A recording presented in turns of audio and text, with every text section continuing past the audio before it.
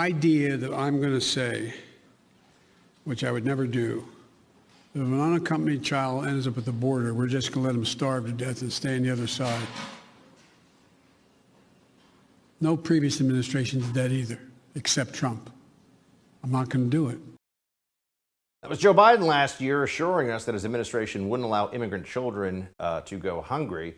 But apparently he'd be okay with letting a lot of kids in America go hungry. According to an article from the Washington Examiner, the Department of Agriculture announced that it would interpret Title IX to include sexual orientation and gender identity. This means schools will also be subject to this definition, that certain federally funded programs, such as school lunches, that's right, school lunch, tied to the trans agenda and gender identity.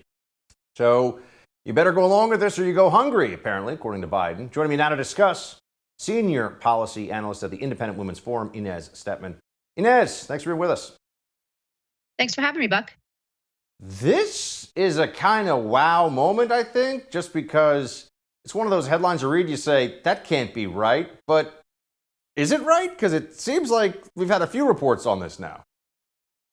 Yeah, not only is it right, it's actually just the first salvo of what are probably a bunch of departments that are going to issue regs getting in line with the general promulgation of regulations on Title IX that the Department of Education is working on and was supposed to release, a month and a half ago. Now they're saying it'll be sometime this month.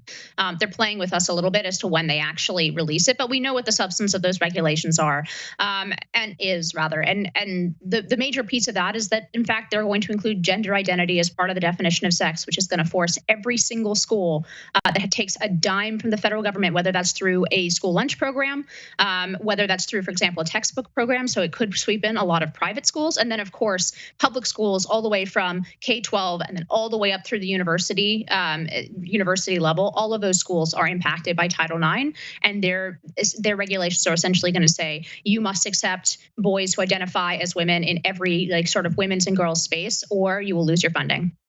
So yeah, I mean, you wrote in a Wall Street Journal op-ed that without congressional authorization or other constitutional authority, the Biden administration is writing new Title IX rules to socially engineer every aspect of the educational experience, from student speech and school athletics to high school locker room use and relationships between adult college students. I mean, that's a sweeping span of things that they're going to try to socially engineer under Title IX. I mean, so you mentioned the gender identity component. What are some of these other aspects? I mean, you talk about student speech.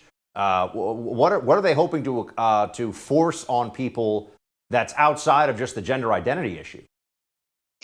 Yeah, I mean, there's a very good argument to be made. This is the biggest, most sweeping change to the law that's ever been made by unelected bureaucrats. There's a very good case to be made.